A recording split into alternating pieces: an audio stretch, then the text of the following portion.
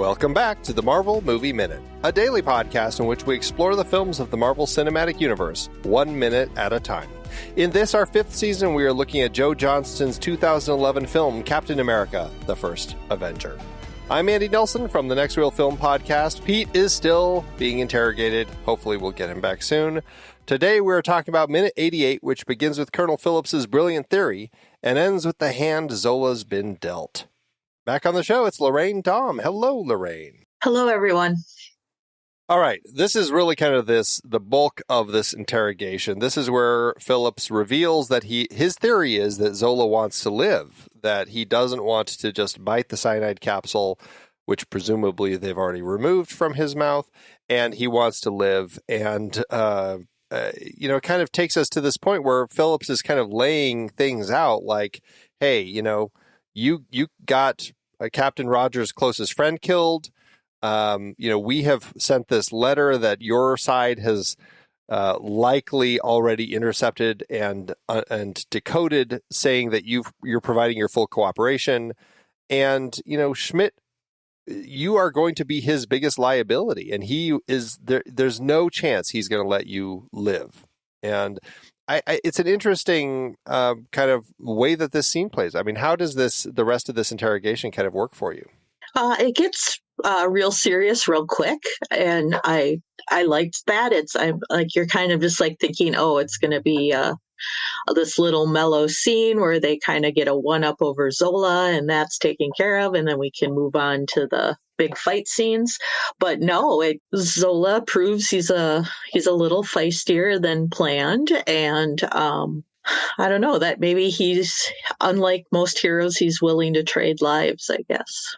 I do like that there's this moment very early in this minute here where, and this is after Phillips says his theory is that Zola wants to live, and Zola says, "You're trying to intimidate me, Colonel."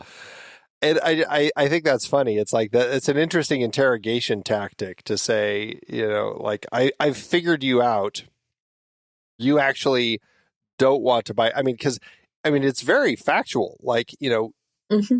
You didn't choose to bite the cyanide capsule like every other person that we have caught who works for Hydra has done. You are the only person who has not done that. So it's not even a brilliant theory. And I feel like Phillips is playing around a little bit when he says that, because it's like, it doesn't take much of a stretch to get to that conclusion, right? Mm-hmm. And then Zola reads it as intimidation tactics. I don't know. I find that very funny. Yeah. Well, I think Zola went into the scene prepared to be intimidated and, to perhaps be tortured. And so I think he's taking everything as evidence of that, whether it is or not, when Colonel Phillips is just, I think, trying to figure out, like, what's the easiest way to get this information out of you so we can use it to end this war. And Zola's kind of thinking a little more personally, like, how can I protect my assets, and avoid being tortured at the same time? Well, and it plays interestingly because Phillips walked into this room. I mean, I don't know. We have this letter that he says that they've already sent to Washington that had been encoded. And so, we don't know if he really did that. My assumption is that he did already do that because he wants to basically set this up like, to Zola, like, you're screwed. But it's interesting that he doesn't lead with that. Like he goes through this whole thing about, this is my theory, before he kind of gives him this letter. And I think that's an interesting strategy that he does, because he could have just walked in and said, we sent this to Washington this morning. And we could have started there, but it's really kind of beginning with, I don't know. I feel like there's almost like this sense of connecting to Zola's humanity with this whole thing of like, hey, you want to live. There's more to you than the Hydra machine that's just going to buy into it and bite the cyanide capsule. There's something more to you. You actually want to, find a way to get through all of this, and we can be here to help you. And I think there's something really interesting there. Yeah. Well, I think that was a play on kind of real life Axis scientists, where a lot of them, were either forced to participate in what their government wanted, or maybe agreed to it at first and then went, okay, this is not the way forward. So I think there's that. And I also feel like, as interesting as Zola is, I think we have to look at Colonel Chester here and what he wants out of the situation. I mean, they talk about Zola wanting to live, but they didn't just, execute him or throw him down in a hole to deal with in a few years. I mean, they're working with him. So they obviously want something, and I'm assuming that's, either the weapons or the plans, or, it all kind of goes to Schmidt. And I think Zola quite hasn't realized that they don't really regard him as someone as important as Schmidt did. They see him as the means to Schmidt, where Schmidt, saw him as part of the operation. Yeah. There is an interesting element here. It does make me wonder. Well, I don't know. I'm looking at the wiki now about Operation Paperclip, and like, when did they really start actually fully recruiting these captured Nazi scientists to actually, pardon them in exchange for working for the U.S. government? It looks like, according to the wiki, that doesn't really start for a few more months. May 19th, 1945 is when they begin. It initially was called Operation Overcast and then became Operation Paperclip.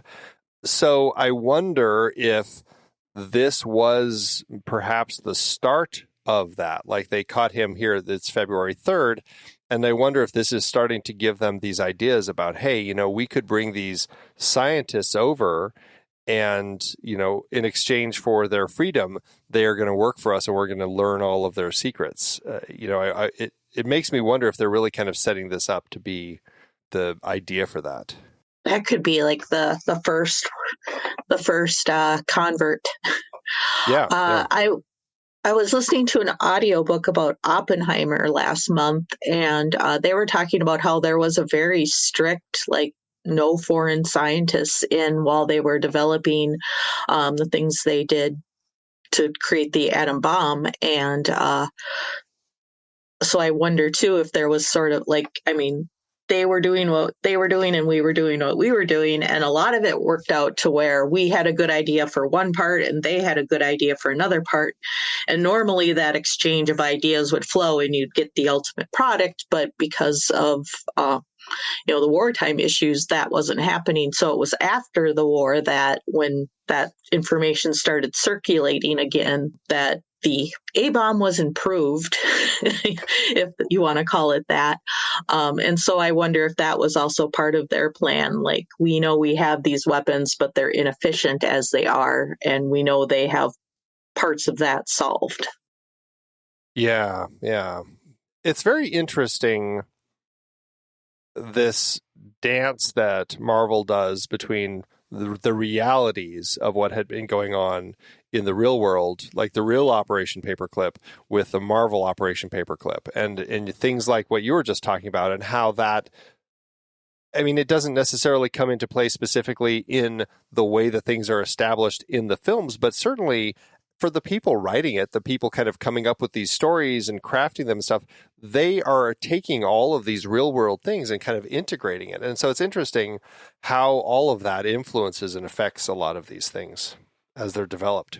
Yeah. Well, Marvel has always been good at kind of integrating real world, whether it be the consequences or the actions of just the people standing by. I mean, there's a great scene in The Winter Soldier where Cap is thrown through a bus and the bus tops over, and you see all these people like helping other people out through windows and things like that. And I think Marvel does a great job of, like, something happens and it doesn't happen just to the hero, it happens to the world at large. And I think they realize that in a way that with each movie they're making the history for the next movie, and so they kind of give it a full history. Yeah, it's and obviously in the world of comics, with different artists coming in and different creatives behind it, things shift and change, but it is kind of interesting to see how that develops, and so much often reflects the times. Right. And also I think they It makes the stories a little more interesting not to have the bad guys and the good guys, but the good guys doing bad things sometimes and the bad guys sometimes doing an okay thing. Yeah, So, yeah, right. Well, and I think that speaks to, obviously there's plenty of times in the comics where you have, a good guy fighting another good guy because they're just in disagreement about a particular point or about a different strategy about how you handle things. And I mean, you certainly have seen that in even some of the films. I mean, that's kind of the entire crux of Civil War. And in the TV show, you certainly get some, various TV shows, you get people looking at, how do you handle justice, like when the Punisher rolls in, like versus some of these other characters and things like that. And it's interesting when you start looking at those sorts of things and how people handle their own interpretation of what's right or what's wrong. right. Yeah. I mean, the Matt Fraction's Hawkeye series did a great job on that. There's a little subplot about rent control and, people being able to afford somewhere to live, and that to have like a social justice theme versus just bad guys taking over was it was a great read for me. Yeah. Fraction's the one who was also doing the Hawkeye that was adapted for the TV show, right? Yep. The TV show felt very different from the comic run, but they were both good in their own ways. Gotcha. We get some jokes about breaking codes and all this. Tommy Lee Jones, I think, is just on fire the way he's saying stuff, like when he's talking about breaking codes.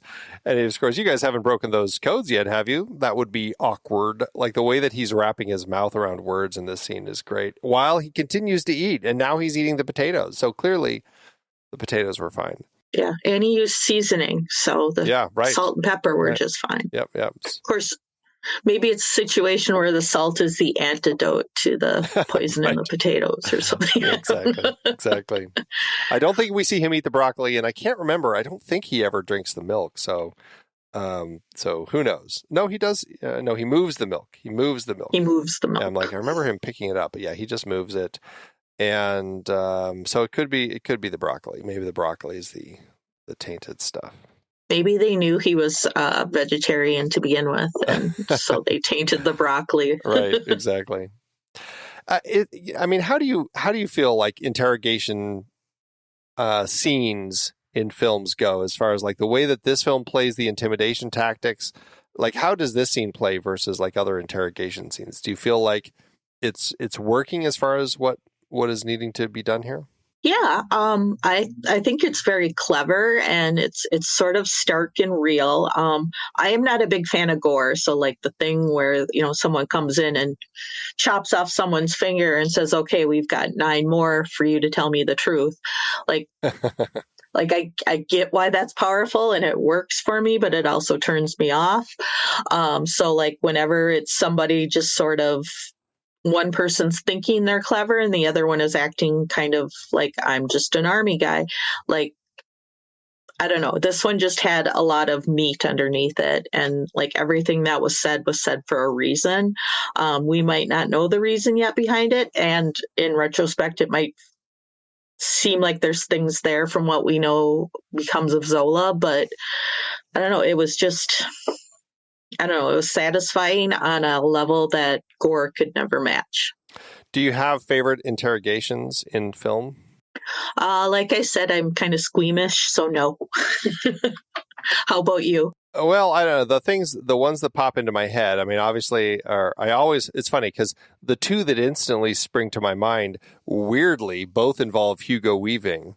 And which is funny because obviously he's in this film. So it's funny that I don't think I think of them because of this film. It's just those are the ones I think of. The first one is The Matrix, when he, of course, talking to Mr. Anderson, and the way that he's doing that interrogation with him early in The Matrix and makes his mouth disappear, and then they drop the little spider robot thing into his belly button. Like there's some great moments that play in that interrogation scene that really throws you, because you kind of felt like we were in reality, and that's where things start really breaking as far as like we're not in reality anymore. So that's one that comes to mind. Yeah. And the other one is actually it's an interesting film that I don't think many people have seen, but it's an Australian film called it's not The Interrogation. I think it's called The Interview, actually.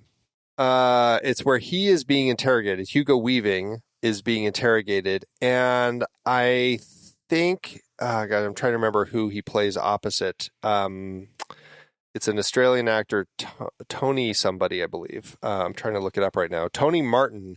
It's a 1998 film called The Interview, and it largely takes place in the interrogation room. And it's really interesting. It's like a psychological crime drama is what it is, because it really boils down to this interrogation and the way, and you kind of have it broken into a couple parts. And Tony Martin's the investigator and Hugo Weaving is the person they're interrogating, and he seems completely like, the wrong person, like they caught the wrong person and they're interrogating him. And then there's a break, and then we come back and things start shifting, and it really kind of makes you rethink things that you had previously thought. It's a really interesting film. Certainly recommend people check it out. It's called The Interview, if you can track it down. So those two are ones that come to mind. But then, you have more comedic ones like, I think of things like Dragnet, where they, there's a drawer conveniently, I suppose, for the cops, but inconveniently for the criminals, placed right at crotch level so they can open it and slam the drawer shut. And of course, it hits them in the crotch and, silly nonsense like that. So yeah. It's funny how the interrogation scene is like such a key factor for so many police films. I mean, I suppose Yes. it allows for a lot of acting. You've got, actors screaming at each other and all that good stuff. So I suppose that's why. Well, and we as viewers like a very proved villain, I guess. We don't want any doubt unless that's part of the story. Yeah. We want to know that the perpetrator is caught and will serve a punishment. Right. Two other great ones that just came to mind. Seven, where of course, he who must not be named, Kevin Spacey, is sitting in one interrogation room, and then you have the I believe that he was the person who was wrapped into lust, as far as that, the guy who had the horrifying thing strapped onto him, he kind of like breaking down and screaming in the other suite, and you just have Mills and Somerset kind of in the room outside the interrogation room, but where you can see into all the rooms and you just see the different people in the rooms. And the way that plays is great. And then the other one that came to mind is LA Confidential, where you've got another Aussie, Guy Pearce, as he's trying to figure out the, what had happened to this woman. And he's kind of moving from room to room, trying to solve this crime. So, God, there's a lot of good interrogation room scenes now. There's a pretty good scene in one of the Games of Thrones books, too, where Sansa Stark, I don't think it ever popped up in the television show, where she has just been taken by Littlefinger, and she's kind of meeting some of the people he's been aligned with, and she is basically being interrogated for what she knows. But she, in her mind, is connecting all these people, like what houses they belong to and where their alliances are and where their little family feuds are. And she pieces together like a lot of Littlefinger's rebellion just by knowing who these people were and where they would sit at a table and why are they conversing with these people and things like that. And I loved that scene because it was such a flip. The person who was supposed to be interrogating was actually figuring out a lot about what was going on in the situation. Yeah, that's very clever, and that's what I think I like about it, is because it is such a psychological opportunity in stories for those character confrontations, essentially. Well, and I think it's such a scary idea in itself. So I think like when we witness a character being interrogated, like we feel nervous and we feel on edge and we feel persecuted, whether or not we we sympathize with the person who's being interrogated, such as Zola in this movie. But I don't know. It's a primal thing, I guess. Yeah, no, very interesting. One of the other things that Colonel Phillips mentions here is this whole idea that, you cost the life of Captain Rogers' closest friend. And so because of that, I wouldn't count on the very best of protection from us, which is an interesting thing to say. It's almost like the police saying, don't count on us to bail you out. It's an interesting Right. and kind of daunting thing. But it is interesting because it is only a couple days later. I know Zola was in his engine room that had cameras. I mean, we could see all these monitors, interior and exterior views of the train. Do you think that he knew? Do you think that he was watching when Bucky fell? Do you think he was aware? That's a good question. I feel like you can feel a sense of relief in him when he learns that Bucky is dead. Like I don't know if he, kind of going back to my theory where, he's wondering how much Bucky said, and now knowing that Bucky can't say anything else. And the fact that that's the first thing that's brought up about him versus, we know you tortured him or experimented on him or whatever was actually done. So I think he doesn't, just because of his, I don't know, you just get a sense of relief from him. Well, yeah, I mean, it is interesting because they're on a train and it's moving, and presumably we don't hear it, but as it was scripted, Jones said, "Stop the train." So they're going to stop it and they're going to take him. But all we know that's on the train, I mean, it's a big train. I would assume there are a whole bunch of other hydrotroopers on here, but nobody else comes out. So I don't know. So all we know is that it was Zola and the hydrotrooper who was up in the engine booth with him, and Jones and Steve. And it's interesting because I don't know, in this sort of situation, another kind of common trope in films is for the friend of the person who just died to now attack this person. So, and I know Steve is likely not the sort of person to do that, but it would be interesting to see Steve come up to the engine room after it stops and start trying to beat Zola because of what had just happened. It's not bad. Yeah, it's just interesting because there are so few people left here. I feel like Zola has to know. I feel like they're going to say something. I don't know. I feel like Captain America. I feel like Steve would have a hard time not, bringing it up. Your guy just killed my friend or something. But yeah, that's a good point. I don't know. Maybe he knows that Bucky has already been captured. I mean, I don't know how he would know that because he was captured pretty much at the same time. But yeah, I don't know. There's I don't know. I feel like he knows something he's not letting on to, but what that is, we don't know. Yeah, it's a tricky dance, I suppose, that they're doing. So I don't know. I guess I feel like that he probably does know about all of this, but I just think it's interesting that Phillips uses that as a hint to say, I mean, and because this follows right after the, likely your team has already decoded our encoded message that says you're cooperating with us. And, Schmidt is going to, you're a liability to him. We're not going to do a very good job of protecting you. And then he does kind of, this is very much the definitive answer that he gives to him right now. He tells him it's you or Schmidt. That's the hand you've been dealt. And that's really where, it's taken this long, I suppose, through this conversation we're really getting to Phillips's point here. And it's it's it. Either you help us or we're killing you. I mean, that's kind of what he's saying right there, right? Mm-hmm. Or, at the very least, we'll put you in a situation where you die. Where Schmidt gets you. Exactly. Yeah. Where you're going to be least protected in Switzerland. Yep. Right. Close to Schmidt and least protected. Exactly.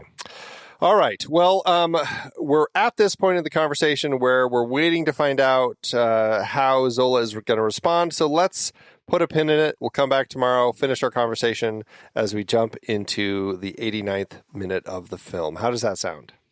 Sounds great. All right. Well, again, Lorraine, thank you so much for joining me here today. Thanks for having me.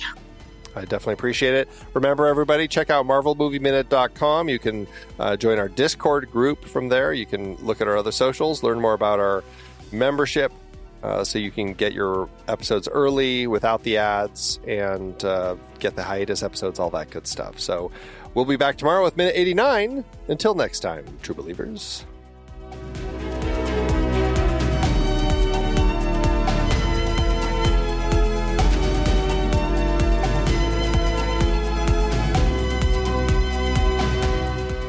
Marvel Movie Minute is a production of True Story FM. Engineering by Andy Nelson. This season's music is Spread the News by Anthony Vega, and this season's show art is by Winston Yabo. Find the show at truestory.fm, and if your podcast app allows ratings and reviews, consider doing that for this show.